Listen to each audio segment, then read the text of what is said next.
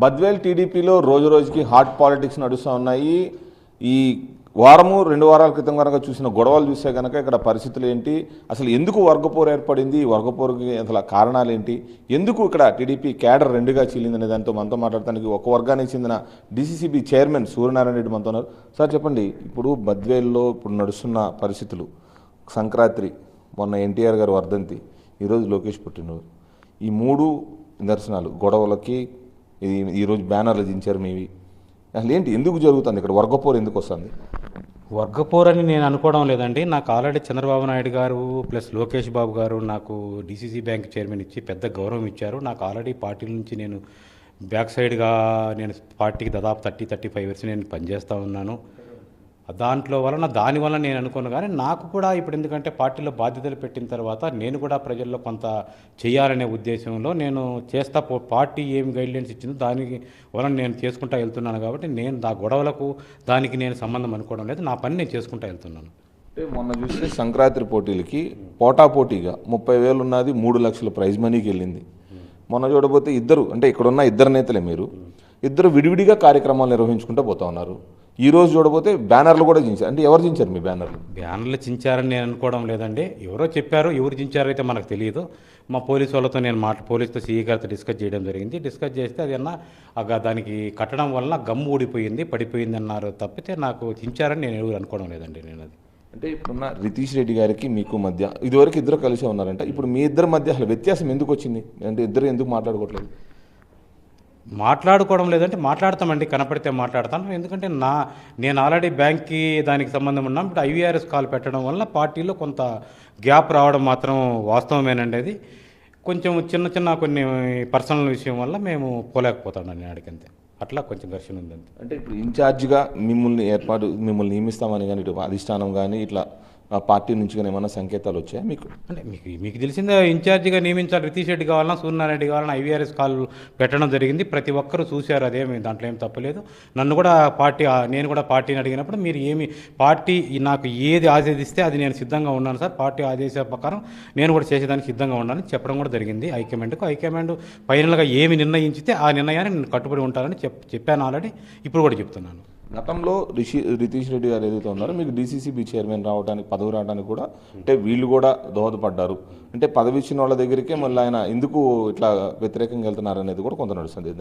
లేదండి, నాకు కూడా లెటర్ ఇచ్చిన మాత్రం వాస్తవమే, వాళ్ళు కూడా సపోర్ట్ చేసిన మాత్రం కొంచెం కూడా వాస్తవమే. అయితే జిల్లాలోని ప్రతి ఒక్క ఎమ్మెల్యేలు, ఇన్ఛార్జ్ మినిస్టరు ప్రతి ఒక్కరూ నాకు సపోర్ట్ చేశారు. ప్రతి ఒక్కరు సపోర్ట్ చేశారు. నేను పార్టీకి కూడా నేను ప్రత్యక్షంగా కాకపోయినా పరోక్షంగా చాలా మందికి నేను పబ్లిక్లో తెలియదు, కానీ నేను చాలా రోజుల నుంచి పార్టీకి కూడా నేను చేశాను.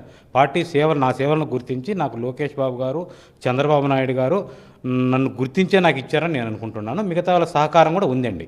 అంటే ఫైనల్గా ఇప్పుడు రితీష్ రెడ్డి గారికి మీకు మధ్య ఈ నడుస్తున్న వర్గపోరుకి ఇంకా కంటిన్యూ అవుతుందా, లేదంటే దీనికి ఏమన్నా పులి స్టాప్ పడిద్దా? మీరు ఇన్ఛార్జ్ రేస్లో ఉన్నారా? అది నా చేతిలో లేదండి, అది మన హైకమాండ్ నిర్ణయమే.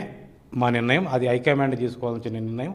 అయితే నా పాత్ర నేను చేసేదానికి నేను సిద్ధంగా ఉన్నాను. నేను ఆల్రెడీ బ్యాంకుతో పాటు చూసుకుంటూ యువతలో కూడా నేను కూడా ఈ లోకంలో ఇదే నియోజకవర్గానికి సంబంధించినవాడిని కాబట్టి కొంతమంది ఆయన పని చేయలేదు అని అంటే నా దగ్గరికి వస్తే నేను పని చేస్తున్నానండి, తప్పకుండా పని చేస్తున్నాను. నా ఛాయశక్తిలో నేను కృషి చేస్తున్నాను.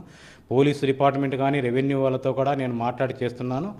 ఇంకా కొంచెం పర్సనల్ ఇష్యూస్ అవి మేము పబ్లిక్గా ఇప్పుడు చెప్పేదానికి కాదు, నేను సమయం వచ్చినప్పుడు చెప్తానండి.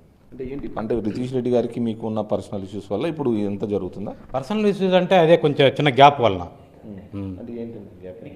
గ్యాప్ అంటే ఇదే మన కొంచెం అంటే మనం గౌరవం అంటే ఇప్పుడు నాకు ఏదైనా ఇప్పుడు ప్రోగ్రామ్ జరుగుతూ ఉంటుంది, ఆ ప్రోగ్రాంలో మన ఫోటోలు వేయకపోవడము, మనం సరిగా వాళ్ళు రిసీవ్ చేసుకోవడం, గౌరవించకపోవడం. నేనేం వాళ్ళకు నాకు విరుద్ధం కాదు, వాళ్ళను ఎప్పుడు నేను వ్యతిరేకించి మాట్లాడలేదు.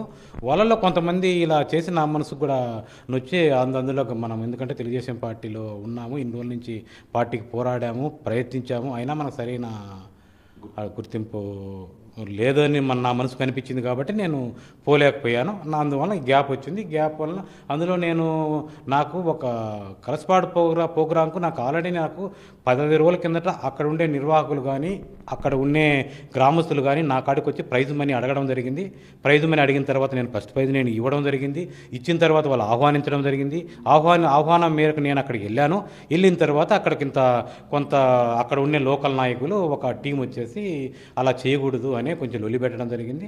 అయినా కూడా నేను ఇమీడియట్గా నేను ఎస్పీ గారి దృష్టికి, డిఎస్పీ గారి దృష్టికి తీసుకొచ్చాను. నేను ప్రైజ్ మనీ ప్రకటించాను. వాళ్ళ ప్రజల అక్కడ ఉండే నిర్వాహకుల ఆహ్వానం మేరకు నేను వచ్చాను. నేను ఖచ్చితంగా దాన్ని నేను ప్రారంభించి మాత్రం పోవాలని నేను అక్కడే కూర్చున్నాను. ఒక గంట కొంచెం ఇబ్బంది పెట్టారు. ఇబ్బంది పెట్టిన తర్వాత కూడా నేను అక్కడే ఉండి మళ్ళీ పోలీసు వాళ్ళు వచ్చి అక్కడ ప్రారంభించారు. ఆ సమస్య పోయిందండి. ఫైనల్గా మీకు గౌరవం ఇవ్వటం లేదు, సముచిత స్థానం ఇవ్వటం లేదు అనేది మీ యొక్క వాళ్ళ మీద ఉన్న ఇబ్బంది, అంతే కదా?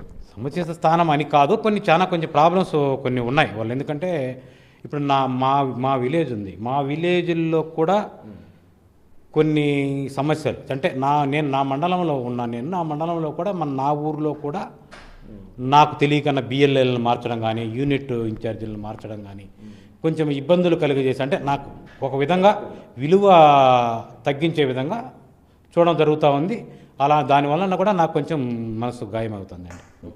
ఇది బద్వేల్లో ఉన్న గ్యాప్కి కారణాలు అయితే క్లియర్ కట్గా చెప్పారు. నాకు సముచిత స్థానం లేదు, స్వయాన నా మండలాల్లో కూడా కనీసం నన్ను అడగకుండా కొన్ని పోస్టింగ్లు ఇవ్వటము, పార్టీకి సంబంధించిన విధి విధానాల్లో కూడా ఇన్వాల్వ్ చేయకపోవడం, వీటన్నిటి కూడా ఇబ్బందులు ఉన్న కారణంగా కొంత గ్యాప్ అయితే పెరిగింది. దట్టు ఏదైతే అధిష్టానం తీసుకున్న నిర్ణయం ఏదైతే ఉందో ఇన్ఛార్జ్ మార్పుకు సంబంధించి ఆహ్వానిస్తే వెళ్తాను, పార్టీ కోసం పనిచేస్తానని కూడా సూర్యనారాయణ రెడ్డి చెప్తా ఉన్నారు. Camera person Rajeshwar, Sudheer, TV 9, Badvel.